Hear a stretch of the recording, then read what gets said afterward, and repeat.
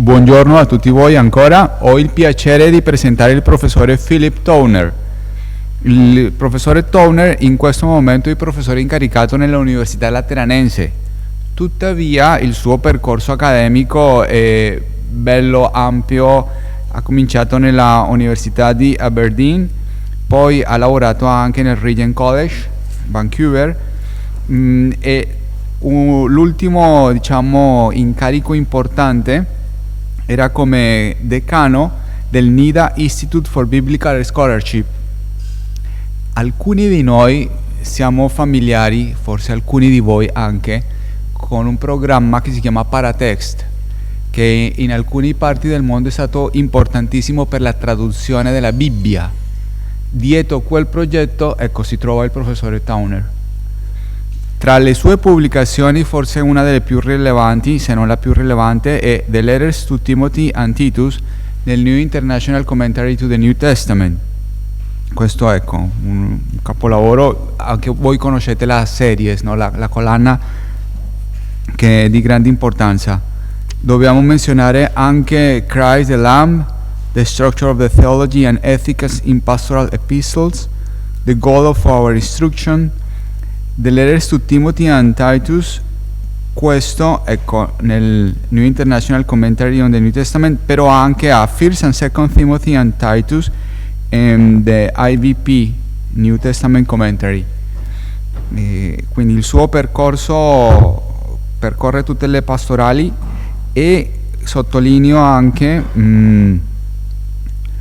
il versante della traduzione, perché è una parte di proiezione che ha fatto grande servizio.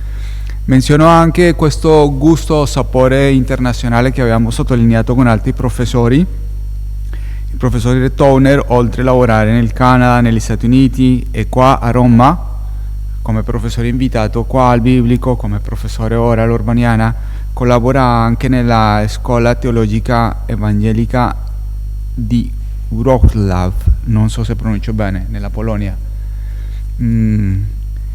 E oggi, ecco, ci aiuterà presentando lo stato della questione della ricerca in 2 Tessalonicesi. Dobbiamo menzionare un ultimo contributo nell'ultima biblica che è stata pubblicata qualche mese fa o qualche giorno fa.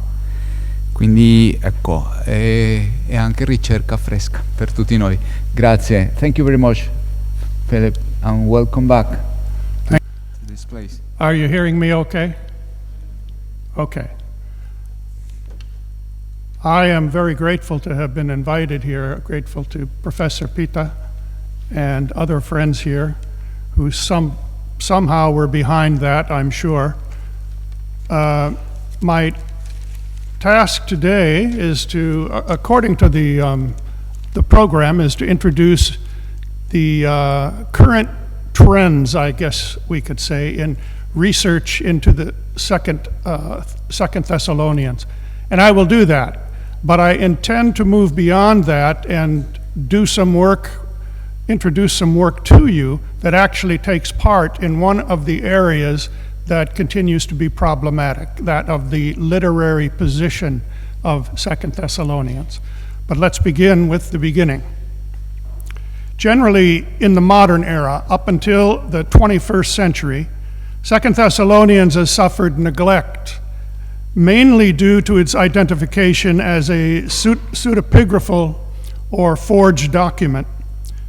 But from the 1980s down to this day, there are several trends of research that I want to sketch. These are worth reporting to establish the scholarly context of what I am going to do, and I think also to point in the direction of where future research will have to go. First of all, in the 80s and 90s, as you will be well aware, rhetorical criticism was applied to New Testament texts. A student of Robert Jewett named Frank Hughes, who in 1984 completed his PhD dissertation, later published this work as Early Christian Rhetoric and 2 Thessalonians. He argued that 2 Thessalonians was an example of deliberative rhetoric, constructed by a pseudepigrapher to address the problem of realized eschatology among a group of Paulinists in Thessalonica. Hughes discerned the structure of 2 Thessalonians in terms of exordium, partito, probatio tu, and so on. You'll be familiar with that kind of nomenclature. Professor Jewett in 1986 also published on 2 Thessalonians and looked at 2 Thessalonians also through the lens of rhetorical criticism. He too came to an agreement with his student that it was an example of deliberative rhetoric. But he argued for Pauline authorship, which at the time was unusual. One of the early commentaries in the New International Greek Text Commentary series by Wanamaker shows also the influence of rhetorical criticism. He concluded that 2 Thessalonians was written to persuade its readers to revise their incorrect view of the day of the Lord, as well as to take action to deal with problems created by the idle, that is, people who were not willing to work. The results of these and other applications of rhetorical criticism in the interpretation of 2 Thessalonians gave Karl Donfried in 1993 the confidence to suggest that a consensus had been reached concerning the structure and function of 2 Thessalonians. So we have rhetorical criticism, which sort of creates a path of research for New Testament scholars. The second broad trend relates to the question of authorship. And I'm going to skim over this very lightly since this ground will be well known to you. Since Vreda's arguments against authenticity, going back a couple of centuries now, these were put forth very powerfully and convincing in the European context anyway. They were picked up more recently by Trilling, the German scholar, in his commentary. The argument essentially is that 2 Thessalonians is completely dependent upon the structure of 1 Thessalonians. It invites the question as to why this would be so. And the early answer was to suggest a non-Pauline forger or copycat. After Trilling's commentary was published in 1980, the Society of Biblical Literature in the U.S.A. hosted a sort of debate on the topic of the authorship of 2 Thessalonians. At the time, it was said that Anglophone scholarship supported authenticity and German scholarship pseudonymity. In any case, the names and works of Holland, Hurd, Krentz, and Menken were central to the debate. Krentz's Anchor Bible Dictionary article on 2 Thessalonians remains the most thorough argument against authenticity. And today this is probably still, although it's changing, it is probably still the majority view. I'll say a bit more about Menken's view of literary dependence below. Another trend that influenced the interpretation of 2 Thessalonians was the interest in apocalyptic literature in general, but also its influence on New Testament writers. Along with rhetorical critical approaches, this line of research allowed 2 Thessalonians to acquire an identity of its own alongside 1 Thessalonians and apart from the authorship question. Some will recall that the topic of the Colloquium Ecumenicum Paulinum here in Rome in 2012 was the eschatology of 2 Thessalonians, and apocalyptic as an influence was a vital part of the discussion. Helmut Köster's 1984 article, going back a bit, on the apocalyptic schemata of 2 Thessalonians provided no small amount of energy to this growing interest. So we have rhetorical criticism, we have apocalyptic as lenses through which to study the Thessalonian letters and 2 Thessalonians in particular.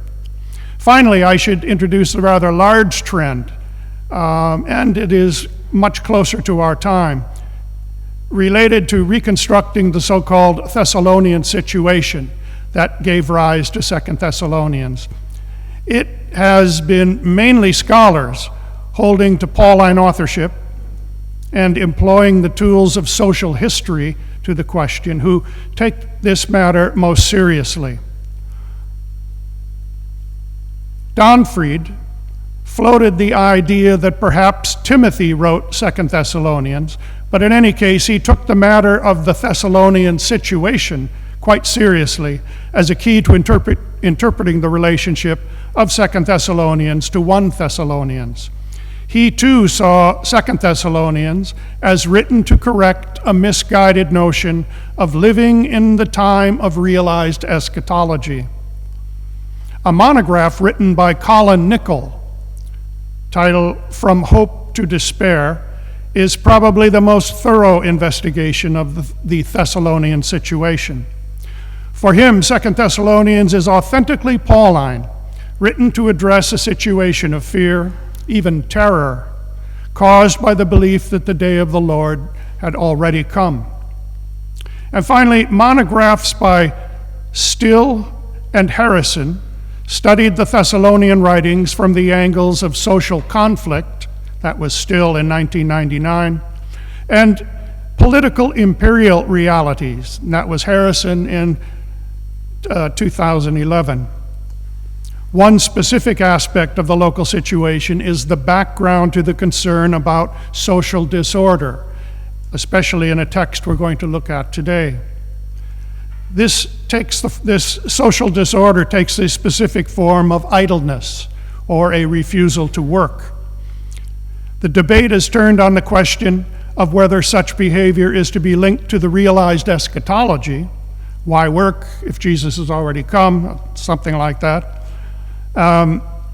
Or is rather to be understood within the framework of Greco-Roman social ethics, in which social unruliness might be considered as disregard of the polis and so forth. And it seems likely to me that the two alternatives might well be combined. This particular topic continues on to today. Now, to conclude this short survey of scholarship, one scholar describes the status of 2 Thessalonians succinctly. The interpretation of 2 Thessalonians has been tied closely to 1 Thessalonians. For a long time, the assumption that 2 Thessalonians was inauthentic, copied or forged, led to its scholarly neglect. Rhetorical criticism brought the shorter letter into its own light, as did interest in its apocalyptic tendencies, as I already mentioned.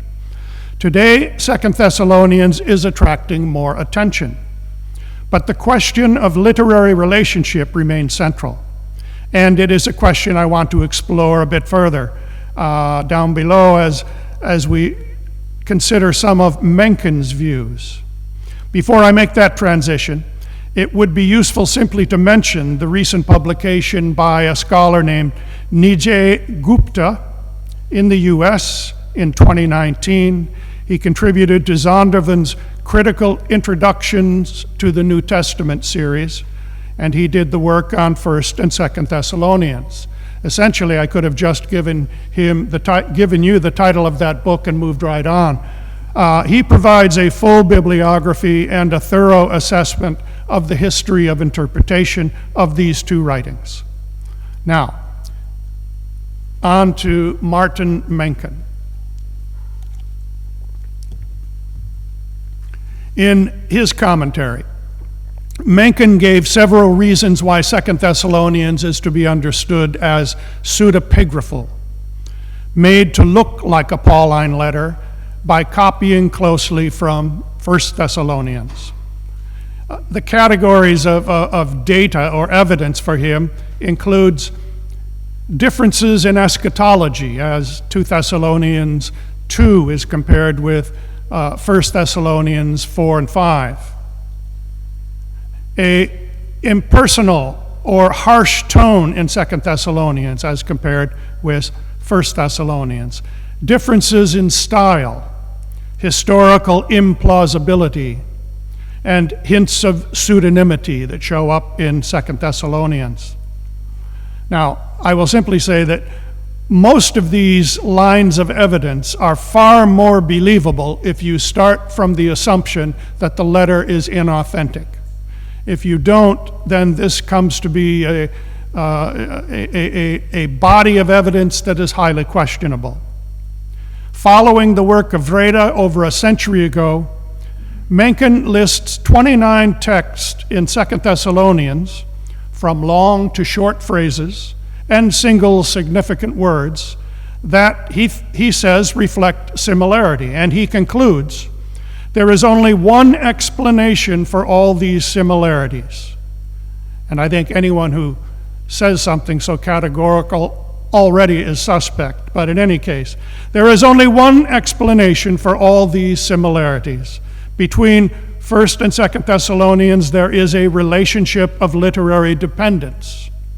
The author of one letter wrote it making use of the other letter. He had the other letter, so to speak, on his desk. And because 2 Thessalonians is anyhow the later one of the two letters, it means that 2 Thessalonians is literarily dependent upon 1 Thessalonians. Menken, in rolling out this argument, stresses the importance of 2 Thessalonians chapter 3, verses 6 to 12, the text in which Paul forcefully addresses the problem of social disorder in the form of idleness. Below, we are going to consider this text, its composition, its context with 1 Thessalonians. And right from the start, there is no question as to the linguistic affinity between the two writings. But I am asking in what follows whether it might not be better explained on the basis of the theoretics of intertextuality than something like copying. The kind of interrelationship of texts described by the term intertextuality is an expected relationship in the case of a single, ongoing discourse consisting of multiple episodes of communication. We would expect there to be overlap, expectation, and so forth. It is perhaps worth mentioning, since I'm going to be going into intertextuality with you, that when I contacted one of the scholars currently working on the Thessalonian letters, this was Nida Gupta, and mentioned my interest in exploring intertextuality, like most New Testament scholars would do, he thought my interest was in the use of the Old Testament in the Thessalonian letters. But my interest in this case is in 2 Thessalonians as a text constructed by means of engagement with 1 Thessalonians, where 1 Thessalonians is a pretext alongside the other key pretext, which is the teaching of Paul during his initial missional visit. Paul in 2 Thessalonians as an instance of Paul engaging with his own prior Thessalonian discourse. That's where I'm going to go. It is far more typical to treat language and thematic repetitions from one Pauline writing to another in terms of cross-references, parallels, and so on, which should be expected of one such as Paul, who has developed a distinctive gospel in cases where he wrote more than one letter to a community, such as the Thessalonian situation, Corinthians, the relationship between Philemon and Colossians. In the case of 2 Thessalonian and its relation to 1 Thessalonians, it is somewhat more typical to resort to the terminology of imitation, forgery, copying. But if the context for such a communication as 2 Thessalonians was a sustained and developing discourse, including a degree of common knowledge shared by the letter writer and his readers, the possibility of describing the literary relationship in terms of intertextuality should be explored. In part, this involves reevaluating what others have described in terms of copying, mimicking, forgery, and so on, within the frame of intertextuality, the presence in any given text of other pretexts or precursor texts by quotation, allusion, echo, and so on. Now, a short section that brings together paranesis and intertextuality. As Abraham Malherbe has demonstrated, the Thessalonian letters are paranetic in content and intention. I quote him here: "Paranesis professed to contain nothing new or original. Isocrates, for example, cautions one of his students, 'Do not be surprised that in what I have said there are many things which you know as well as I.' Dio Chrysostom admitted that his advice had been given many times before by others. The intention of paranesis was to give self-evidently good advice, which meant that it was traditional and generally applicable, although the thoughtful teacher adapted it to particular circumstances. To the objection that it was superfluous to give precepts to people who already knew them, it was replied that exhortation is not teaching, but merely engages the attention and arouses us, concentrates the memory, and keeps it from losing its grip. To jog the memory, a writer or speaker might draw attention to the points he makes by repeatedly say, 'You know,' oidata. Or if the relationship with his audience was cordial, he might claim that it was unnecessary to speak on the subject. And we find Paul speaking in these terms again and again. We could add to these features the use of personal example and appeals to friendship, which we will also see, or you would see if you read 2 Thessalonians and 1 Thessalonians. Taking into account certain modifications to accord with a Pauline sense of apostolic authority and insistence on the divine origin of the apostolic paradosis, the above description of paranesis not only pertains to the teaching and approach of the Thessalonian letters, but also suggests the relevance of intertextuality for exploring the dialogical construction of 2 Thessalonians as an example of paranetic discourse. Repetitions and reminders are typical of paranesis.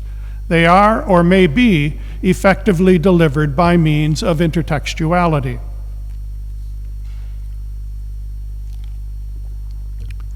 But let us draw back for a moment from biblical studies to literary studies in general. Before there was something called intertextuality, which is a term that comes into use in France in 1969, there was the term allusion. As one scholar suggests, traditional studies of allusion in literature or poetry are all too often primarily concerned with the identification of sources, and do usually not lead to a reinterpretation of the source for purposes of the recipient text.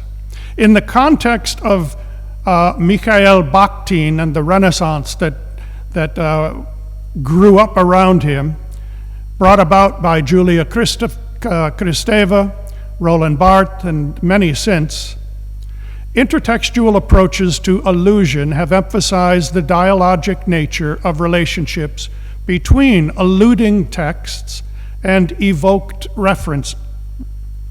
That is, the consequences that any allusion involves a commentary about the text it is citing or engaging with, or the person, or an event called up. Now, this reflection on allusion links up with the important work of Genet. In his book, Palimpsests, he takes us further down the road to the intertextual place I want to reach. He states at the outset that the subject of poetics, by which he refers to all literary texts, is what he calls transtextuality. Now, you've been introduced to intertextuality, I'm sure, but listen closely to this. He uses the term transtextuality, by which he means the textual transcendence of the text. That is, all that sets the text in a relationship with other texts, whether that's obvious or concealed. More specifically of interest for the present project or experiment here with you is what he distinguishes as the third type of textual transcendence. He calls it metatextuality. If you know the book, he has 7 or 8 terms for various degrees or kinds of intertextuality. One of these is metatextuality, which is the relationship most often labeled commentary. It unites a given text to another, of which it speaks, without necessarily citing, without summoning it, in fact, sometimes even without naming it. Texts are engaged with other texts. Every text is the site of other texts.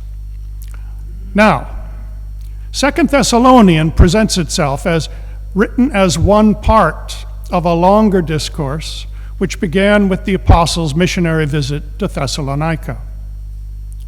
A written response to a situation marked by an initial emergency and early departure of the apostolic team. This is the story we get from the book of Acts. There's a break in the teaching, resulting in misunderstanding and in incompleteness, a good deal of worry on the part of the apostle, and obviously some chaos in the Thessalonian community. Timothy is sent back to check on the infant church.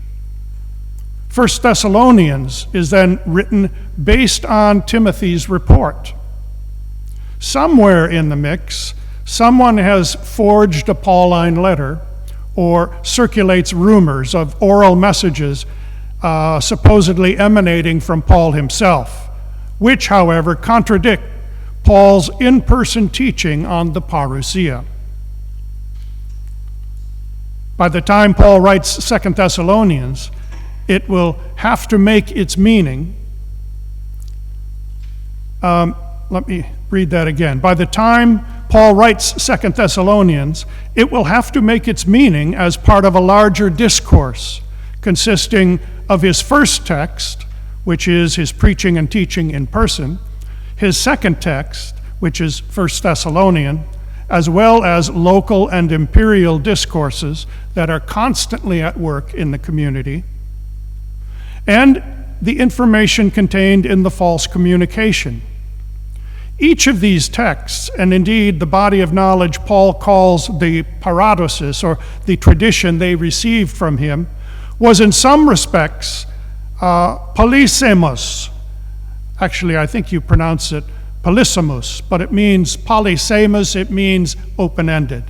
Open in terms of meaning, not for some post-structural reason, but simply for the sake of, simply because of ambiguity, or saying something too quickly and not finishing the message, especially in reference to the eschatological sections. There was information that he went over too quickly, it was misunderstood or ignored. A glance at 1 Corinthians 5, 9 through 10 illustrates the problem of this open-endedness in communication due to ambiguity, misinterpretation due to misunderstanding. There, Paul in 1 Corinthians 5 refers to a letter he had written earlier, that is, before the letter we call 1 Corinthians, and to what he had instructed the church. He says, I wrote to you in my letter not to associate with sexually immoral persons, not at all meaning the immoral of this world, or the greedy and robbers, or idolaters, since then you would need to go out of the world.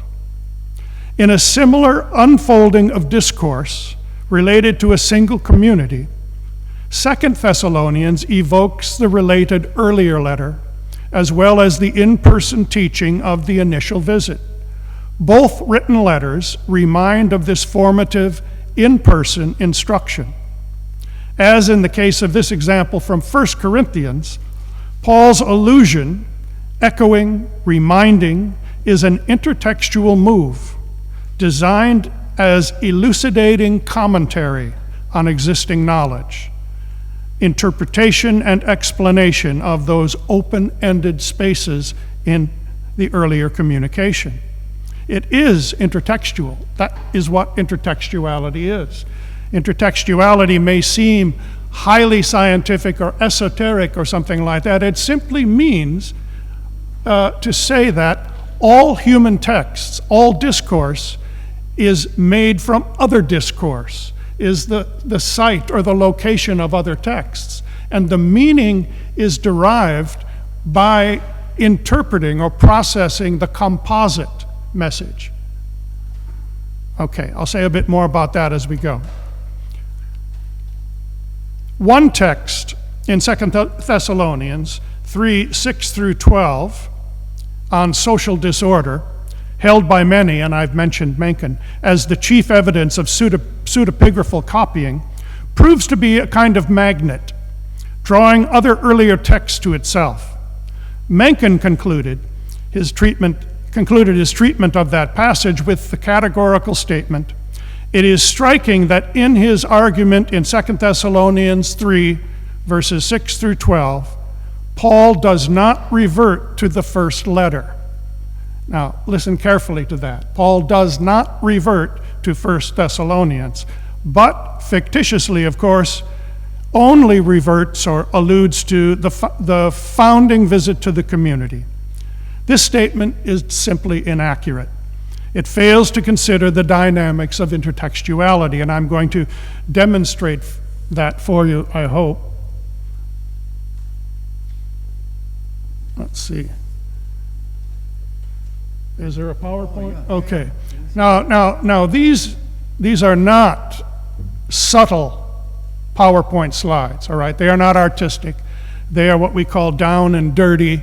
The goal here is to let you see with some coloration the information that is embedded into that text in 2 Corinthians. So his statement is inaccurate. He thinks only in terms of forgery.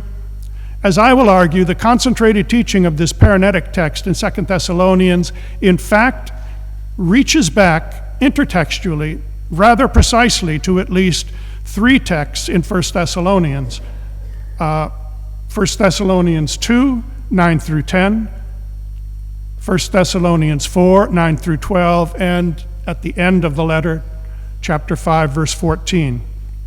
Its paranesis, its exhortation, works not by introducing something novel, nor by replacing something that has become obsolete, but rather by intertextual appeal to and intensification of instruction that was known by the audience, from Paul and then Timothy in person, and by letter at the very least, as we will see, by making contact with earlier texts. Paul engages the church through repetition, convergence, enlargement, and commentary on earlier texts. So this is the slide which will help us to see the shape of the text. The paranetic text in 2 Thessalonians unfolds as follows. First, the general topic is broached at 3 verse 4. What he has been commanding and instructing, the parangalia, it is stated there in a very general term, but clearly sets the general topic for what is to follow. At chapter 3, verse 6, this general topic is then sharpened and focused by repetition of the same verb of command, parangelamen, and by the action to be taken, specifically to keep away or to separate from brother living in idleness, ataktos peripatuntos, behavior that is in breach of the tradition they received from Paul. So Paul is here leaning back toward the paradosis, the tradition. Now, note well that the theme of separation forms a kind of bracket around the paranesis, and it looks like I've drawn it with a crayon as a kid, and that's what I've done here. You can just see barely there. But it's the idea that we have a theme of separation linked to command, forming in a bracket around the paranesis as its repetition at 3:15, where they're said not to mix with the transgressors. Then also notice the issue of disorderly behavior forms or becomes part of that bracket around the text, described with the language of command and the problem at hand, which we'll look at more closely in a moment, in 3:6, and then repeated in 3:10 and 10 to 12, chapter 10, verses 10 and 11 and 12 there. All right, then reference in 3 verse 6 to the tradition received. Now, in terms of paranesis or exhortation, that might be sufficient grounds for the command that would come. I've told you this already. It is apostolic tradition. You should do it. And breach of this command, together with the fact that it is apostolic tradition, is perhaps sufficient reason for the disciplinary measure of separation. But as the text continues, it develops by evoking a chain of memories, drawing the readers more deeply into this history of discourse.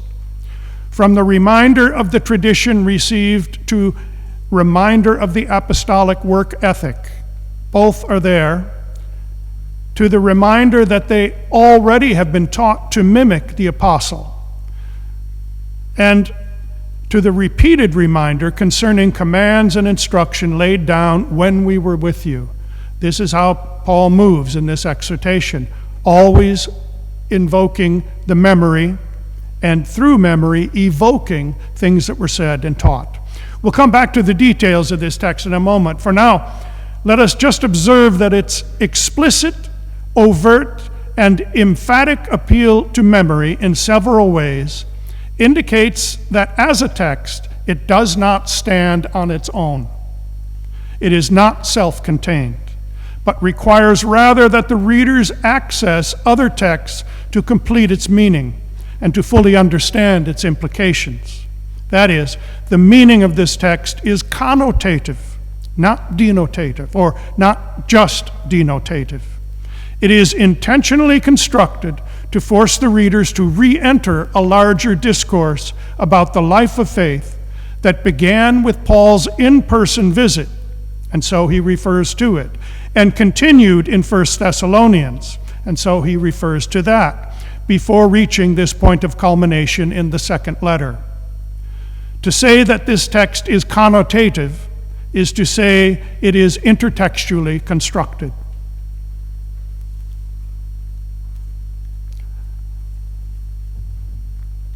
There are three pretexts in 1 Thessalonians that play a role in 2 Thessalonians.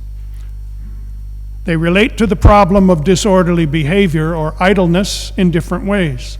A brief overview, and looking at the marked up slides, this is a little nicer to look at, I suppose, will prepare us to consider how they are evoked in 2 Thessalonians 3. First, in chapter 2, now we are back to 1 Thessalonians here. The first pretext, chapter 2, verses 9 to 12.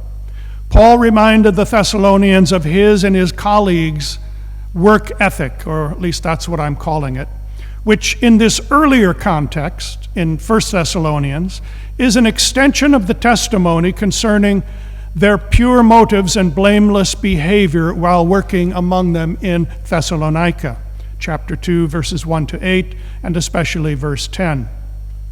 Initially, 1 Thessalonians, the apostles' work ethic is set out to demonstrate the absence of any financial motive. Paul knew quite well that wandering teachers were excoriated for making a living by talking nonsense at banquets and whatnot. He tried to remove that, in part anyway, by refusing to take money for what he did. He also, by doing that, was able to stay, if you like, unindebted or unobligated in the whole business of benefaction with the communities that he worked with. The second text, 4:9 through 12, begins with Paul's commendation of the Thessalonians' love for one another in 9 to 10a, but then transitions into exhortation with the verb parakaleo, an appeal to them to go to a next step, 10b through 12, which is to live quietly, mind their own affairs, and to work with their own hands so as not to be dependent on others for basic needs, about which they had been instructed before, with that language of parangelo, which can actually mean, and possibly does in these contexts, to command, full of authority, not just advice, but if it is advice, it's advice that is to be implemented. The tone adopted in this second pretext is positive and encouraging, the exhortation coming on the heels of a commendation about their love. But the command regarding work, to make even more progress and to make it your ambition, suggests that the earlier instruction about this during Paul's initial visit had either not yet been taken to heart or not sufficiently implemented and was to be addressed. Finally, the third pretext in 5:14, again we have parakaleo there. In amongst other closing instructions comes the exhortation to admonish those who are idle, suggesting that this problem of idleness or social unruliness or disorder did exist and required attention. Now, the intertextual construction of 2 Thessalonians 3:4 to 14, I will set out, and you'll have a chance to see the main contact points.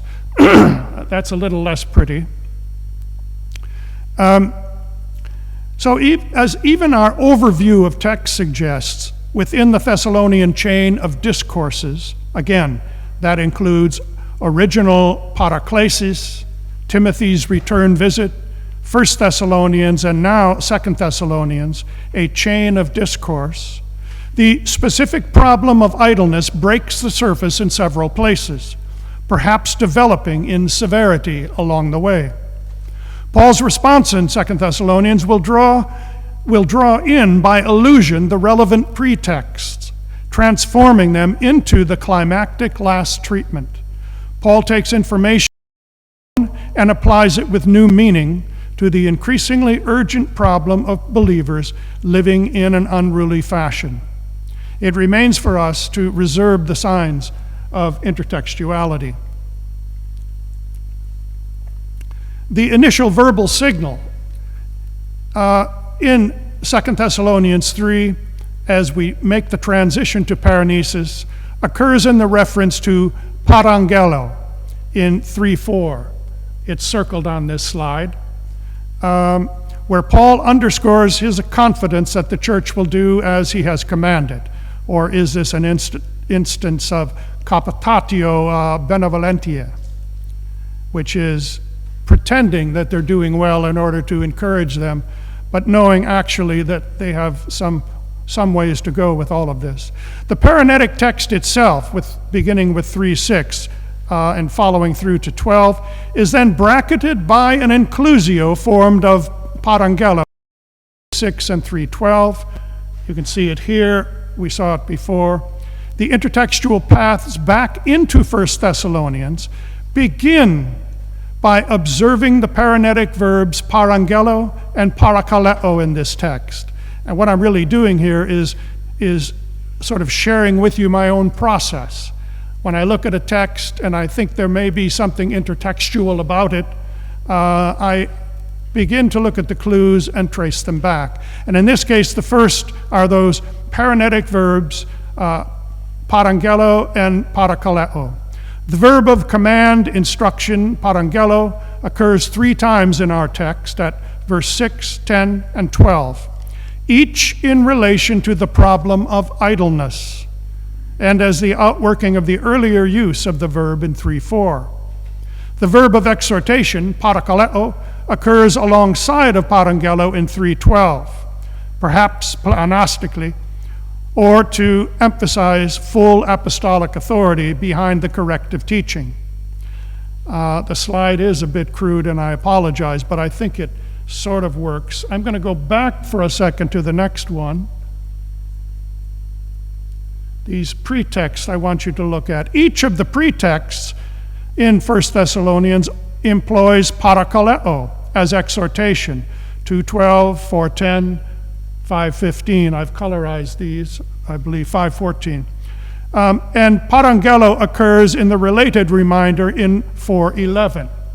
So both signal verbs occur in the pretext, as they also are compacted into our text.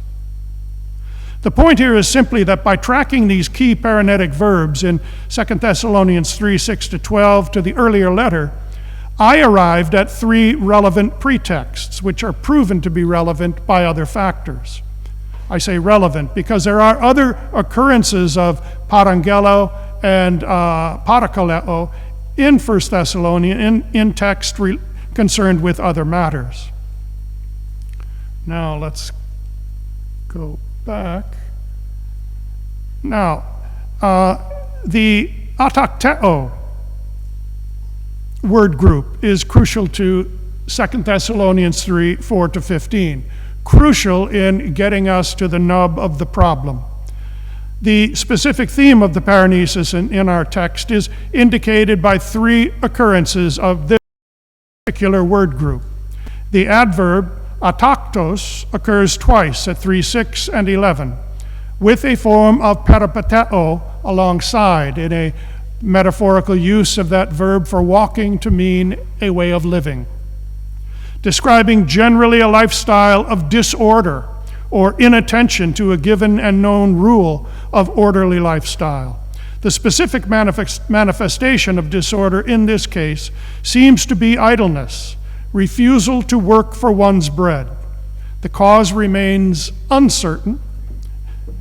The verb then, atakteo, negated in 3:7, describes the lifestyle of Paul and his co-workers as the approved or the apostolic antithesis to the pattern that is showing up in Thessalonica. While 2 Thessalonians' use of the language may trace, by tracing language, While 2 Thessalonians' use of the language may, by tracing the language into Philo and the Septuagint, for instance, evoke larger Hellenistic Jewish and Greco-Roman discourses on social ethics. Menken says this, and it is quite likely. The first evocative stop in the intertextual movement is nevertheless certainly the single occurrence of the adjective ataktus in 1 Thessalonians 5:14, and you see it down at the bottom. That is one of the pretexts. And the fact that it occurs there on its own and it is unadorned gives it some emphasis. The closing admonition to the community that signals with clarity in 1 Thessalonians that the problem of the disorderly lifestyle is actually already present, though he's not treating it in emergency terms here at this point. Now, let me just say again that the rhetorical strength of presenting the apostolic work ethic by means of the atakteo word group in 3:7 should be noted. It allows Paul to describe the problematic lifestyle as in antithesis to the one he models and his readers are to imitate. The Pauline work ethic. Let us expand a bit on the description in chapter 3, verse 8, where we find, "But in labor and toil, night and day, working so as not to be a burden to any of you." This is descriptive of Paul's practice when living in the Thessalonian community. This self-example puts the matter of a work ethic front and center.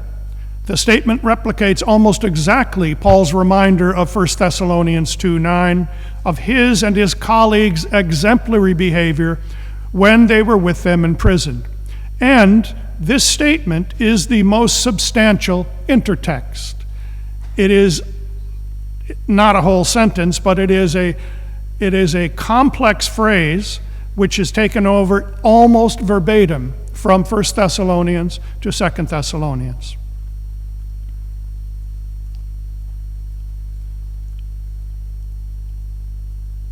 Remember, brothers, this is the text in the pretext of 1 Thessalonians. There the reference was, remember, brothers, our labor and toil, working night and day so as not to be a burden to anyone.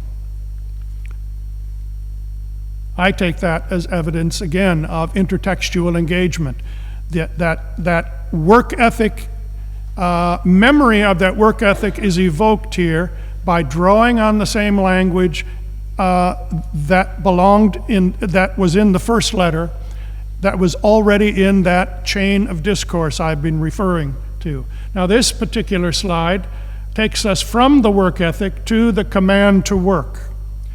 As we follow the developments of the discourse, the apostolic work ethic set forth in 1 Thessalonians chapter 2, verse 9, is translated into paranesis in the lifestyle command given in 1 Thessalonians 4, 10 and 11.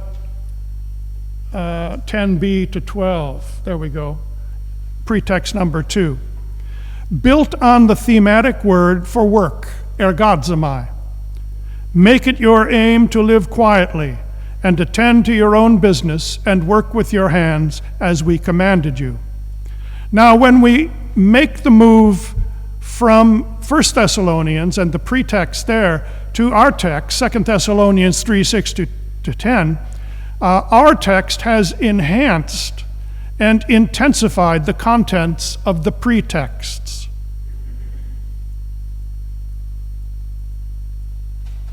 First, it has focused attention on the problem by means of the threefold use of atakteo. Secondly, it has cited the iconic statement of the apostolic work ethic, quoting it almost exactly. And it has explicitly issued the command concerning work 3 times, in a tone of indictment and encouragement. I should change my pronunciation here. In a tone of indictment and encouragement, stressing penalty and benefits. By means of intertextual expansion, Paul drives home the point that believers choosing not to work will not be tolerated. It is not a new instruction, but it is an instruction that has perhaps gone unheeded and is therefore in need of intensification by elaboration, accentuation, and commentary, which is the work done by intertextuality in this case. References to imitation in 2 Thessalonians 3, 7 to 9 with the verb mimeomai, and to an apostolic model to be imitated in verse 9, tupos, are specifically associated with the work ethic to be embraced. Whereas the similar language and imagery in 1 Thessalonians 1:6 and 2:14, there we have the noun mimetes, in which the Thessalonians are praised for their imitation of Paul's team and of Christ, and for setting an example, tupos, for believers in Achaia and Macedonia. And this has, in 1 Thessalonians, their model has patient endurance of persecution foremost in mind.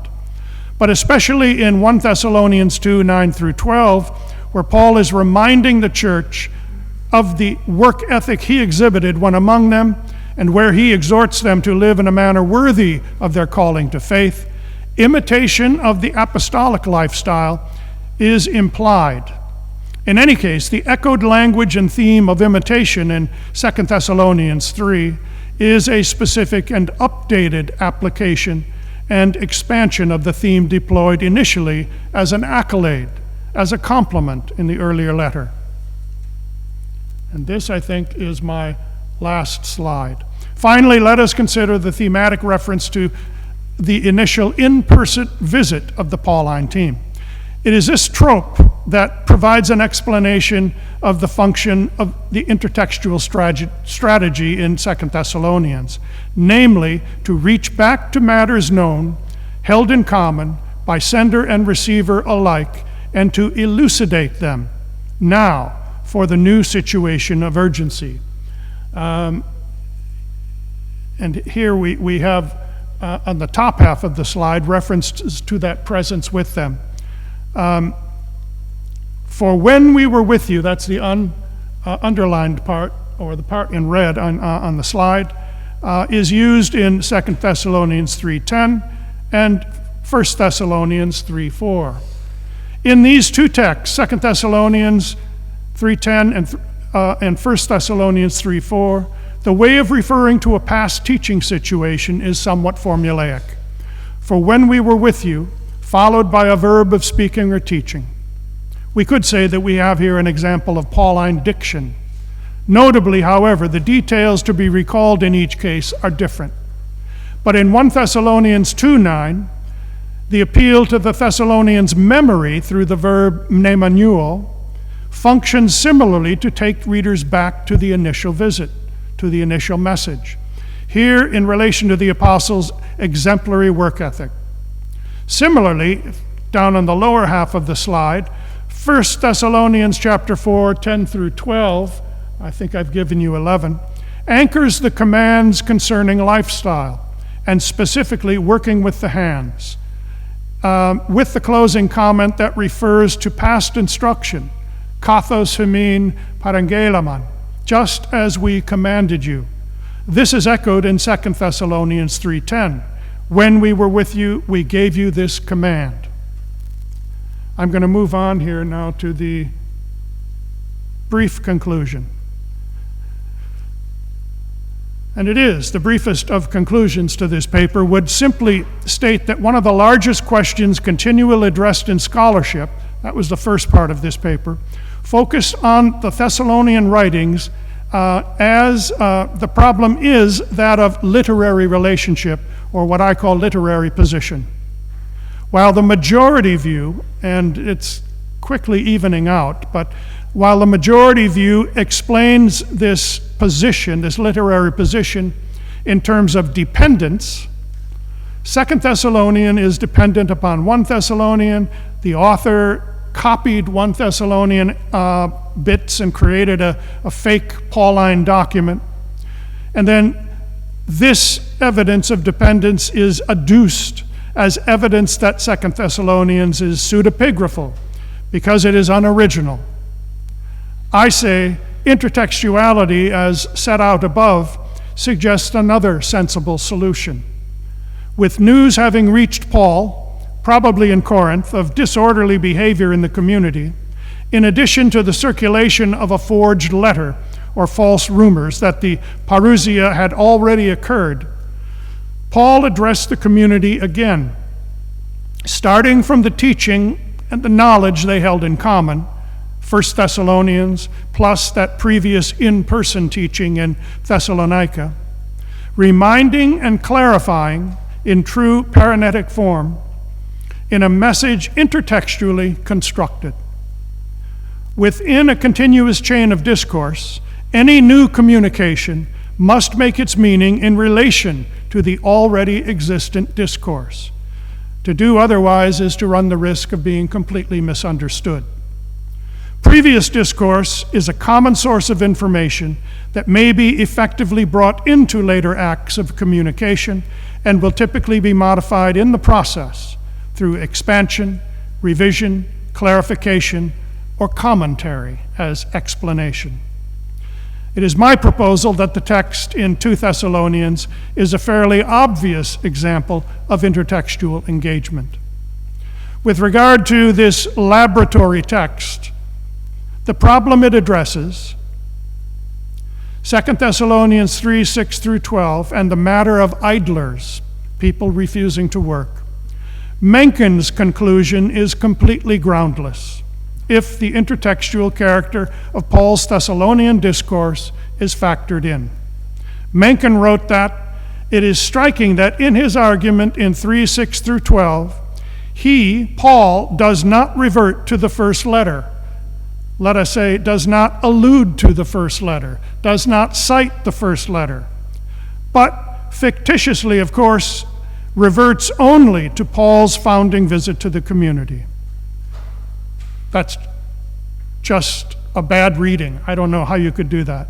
Whether you know the word intertextuality or not, you have to see 1 Thessalonians, those three texts, laced through, woven into 2 Thessalonians, or you're reading with only one eye, which means no depth perception.